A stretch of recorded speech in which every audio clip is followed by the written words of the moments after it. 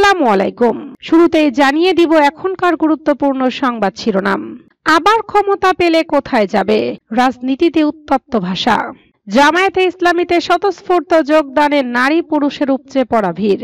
জামায়াত নিয়ে যা বললেন বিএনপি নেতা হারুন। সংস্কার রাষ্ট্রের বিষয়, তাই তাড়াহুড়া নয়। সালাউদ্দিন। আন্দোলনের রাজি না মিত্ররা, বিএনপিরও নরম সুর। এতক্ষণ শুনছিলেন সংবাদ শিরোনাম। পুরো খবর পেতে ভিডিওটি শেষ পর্যন্ত দেখুন। সর্বশেষ খবর পেতে চ্যানেলটি সাবস্ক্রাইব করুন। এবার বিস্তারিত। আবার ক্ষমতা পেলে কোথায় যাবে? রাজনীতিতে উত্তপ্ত ভাষা। আন্তর্জাতিক অপরাধ ট্রাইব্যুনাল যেন এখন শুধু বিচারের মঞ্চ নয়, হয়ে উঠেছে রাজনৈতিক উত্তেজনার নতুন কেন্দ্র। সাম্প্রতিক ঘটনায় একের পর এক বিতর্কিত আচরণ, হুমকি আর শিষ্টাচার বর্জিত বক্তব্যে নড়ে চড়ে বসেছে গোটা জাতি। সাবেক সেনা কর্মকর্তা জিয়াউল হাসান, যিনি হাসিনার কসাই নামে পরিচিত, প্রকাশ্যে পুলিশের প্রতি হুমকি দিয়েছেন একটি ভিডিওতে। তার মন্তব্য, আবার ক্ষমতায় ফিরলে তখন কোথায় যাবে? নতুন করে উদ্বেগ তৈরি করেছে রাজনৈতিক প্রতিহিংসার ভাষা নিয়ে। অন্যদিকে সাবেক খাদ্যমন্ত্রী কামরুল ইসলামের একটি ভিডিও ভাইরাল হয়েছে, যেখানে তিনি পুলিশের প্রতি অশ্রাব্য ভাষায় গালিগালাজ করছেন। বিষয়টি সামাজিক মাধ্যমে ব্যাপক প্রতিক্রিয়া সৃষ্টি করেছে। রবিবার আন্তর্জাতিক অপরাধ ট্রাইব্যুনালে আরেকটি নাটকীয় দৃশ্যের জন্ম দেন সাবেক মন্ত্রী শাহজাহান খান। একাধিকবার হেলমেট খুলে ফেলে ক্ষোভ প্রকাশ করেন তিনি। উপস্থিত ছিলেন জোট সঙ্গী রাশেদ খান মেনন এবং হাসিনার সাবেক মন্ত্রী ইনু, যিনি উত্তপ্ত কণ্ঠে বলেন, দিন আমাদেরও আসবে। উত্তেজনা তখন চূড়ায় পৌঁছে যায়। এই ঘটনাগুলোর পরিপ্রেক্ষিতে চিফ প্রসিকিউটর তাজুল ইসলাম বলেন, শাহজাহান খান, ইনু সহ বেশ কয়েকজন নেতার আচরণ বিচার প্রক্রিয়ার জন্য চরম অবমাননাকর। এটি কখনোই কাম্য নয়। তবে প্রশ্ন উঠছে, এমন উদ্ধত্ত আচরণের উৎস কোথায়? অনেক বিশ্লেষক মনে করছেন, রাজনৈতিক দোলাচল আর ভারতের ভূমিকাকে কেন্দ্র করে কিছু নেতার মধ্যে আবার ক্ষমতায় ফেরার আশার স্ফুলিঙ্গ জ্বলে উঠেছে। ফলে তারা বিচার প্রক্রিয়াকে যেন অশ্রদ্ধার চোখে দেখতে শুরু করেছেন। এদিকে কারাগারেও চলছে বিতর্ক। অভিযোগ উঠেছে, শেখ হাসিনার উপদেষ্টা সালমান এফ রহমান, সাবেক মন্ত্রী আনিসুল হক ও শাহজাহান খান কারাগারে পাচ্ছেন বিশেষ সুবিধা। তথ্য অনুযায়ী বাইরে থেকে আসছে প্রিমিয়াম খাবার আর আত্মীয়দের সঙ্গে দেখা করার সুযোগ পাচ্ছেন নিয়মের বাইরে গিয়ে।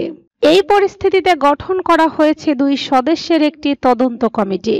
কিন্তু সাধারণ মানুষের মনে প্রশ্ন, এই তদন্ত আসলেই কি কিছু বদলাবে, নাকি এটাও শুধু লোক দেখানো আইওয়াস? দেশ এখন এক কঠিন সময়ের মধ্য দিয়ে যাচ্ছে, যেখানে রাজনীতি আর বিচার প্রক্রিয়ার মাঝে ভারসাম্য রক্ষা করাই সবচেয়ে বড় চ্যালেঞ্জ। জামায়াতে ইসলামীতে স্বতঃস্ফূর্ত যোগদানে নারী পুরুষের উপচে পড়া ভিড়।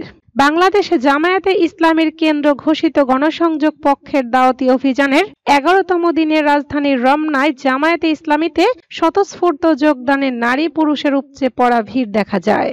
সোমবার বিকেলে দাওয়াতি অভিযান কালে উন্মুক্ত বুথে সহযোগী সদস্য ফরম পূরণে নারী পুরুষের স্বতঃস্ফূর্ত যোগদানের দীর্ঘ লাইন দেখা যায়।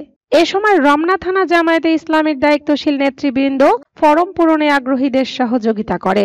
উপস্থিত বাংলাদেশ জামায়াতে ইসলামী ঢাকা মহানগরী দক্ষিণের প্রচার ও মিডিয়া বিভাগের সহকারী সম্পাদক রমনা থানার সাবেক আমির আব্দুস সাত্তার সুমন জানান, কেন্দ্র ঘোষিত গণসংযোগ পক্ষের দাওয়াতি অভিযানে থানা দায়িত্বশীল নেতৃবৃন্দ জনসাধারণের কাছে যথাযথভাবে দিনের দাওয়াত পৌঁছানোর ফলে মানুষ জামায়াতে ইসলামীর দিকে এগিয়ে আসছে।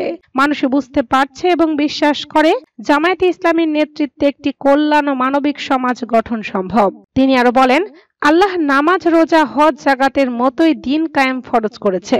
আল্লাহর জমিনে আল্লাহর আইন প্রতিষ্ঠা করা ফরজ। এই ফরজ দায়িত্ব প্রতিটি মানুষের। যারা এই দায়িত্ব পালন করবে তারা পরিপূর্ণ ঈমানদার এবং তারা ইহকাল ও পরকালে সফল। জামায়াতে ইসলামী দেশের প্রতিটি মানুষকে সেই সাফল্যের অংশীদার করতে ইসলামের ছায়াতলে আহ্বান জানাচ্ছে। জামায়াত নিয়ে যা বললেন বিএনপি নেতা হারুন। রাজশাহীতে এক দলীয় সভায় বিএনপি চেয়ারপারসনের উপদেষ্টা পরিষদের সদস্য এবং সাবেক সংসদ সদস্য হারুন আর রশিদ বলেন, জামায়াতে ইসলামীর অতীত ভূমিকা ভুলে গিয়ে আজ বিএনপিকে নিয়ে প্রশ্ন তোলা উচিত নয়। তিনি বলেন, জামায়াত ইসলামী আজ যেসব কথা বলছে, গত 50 বছর ধরে তারা বিএনপির সঙ্গে রাজনীতি করেছে। রাষ্ট্রপতি জিয়াউর রহমান বহুদলীয় গণতন্ত্রের পথ উন্মুক্ত করার পর জামায়াত ইসলামী রাজনীতির বৈধতা পায়। তিনি আরো বলেন, তারা কখনো বিএনপির সঙ্গে জোটেছিল, কখনো বিরোধী আন্দোলনে একসঙ্গে মাঠে নেমেছে, নির্বাচনে অংশ নিয়েছে, কিন্তু বিএনপি থেকে আলাদা হলে তাদের অবস্থান কোথায় গেছে সেটা সবাই জানে। এককভাবে নির্বাচন করে ২-৩টার বেশি আসন তারা পায়নি, অথচ এখন তারা নানা কথা বলছে। হারুনার রশিদ বলেন, বিগত ১৫-১৬ বছর ধরে আমরা শেখ হাসিনার দমন পীড়নের বিরুদ্ধে লড়াই করেছি, মামলা খেয়েছি, বাড়ি ছাড়া হয়েছি, তবুও সংগ্রাম চালিয়ে গেছি। আজকে যারা কথার ফুলঝুরি দিচ্ছেন তারা কি এই লড়াইয়ে ছিল? বিএনপিকে বাইরে রাখার চক্রান্ত এখনো চলছে। তিনি অভিযোগ করে বলেন, শেখ হাসিনা বাংলাদেশের স্বাধীন নীতি ধ্বংস করে দেশকে ভারতের দাসত্বে পরিণত করেছেন। আজ ভারতের হস্তক্ষেপ দেশের প্রতিটা ক্ষেত্রে প্রতিবন্ধকতা তৈরি করছে। এর বিরুদ্ধে জাতীয় ঐক্যের বিকল্প নেই। তিনি সকল বিএনপি নেতা কর্মীদের প্রতি আহ্বান জানিয়ে বলেন, দলাদলি করবেন না, হানাহানি বন্ধ করুন, ধৈর্য ধরুন। আমাদের মধ্যে সংকট আছে, কিন্তু আমরা তা কাটিয়ে উঠব ইনশাল্লাহ। তারেক রহমান সঠিক নেতৃত্ব দিবেন, যোগ্যদের দিয়ে নির্বাচিত প্রতিনিধি তৈরি করা হবে।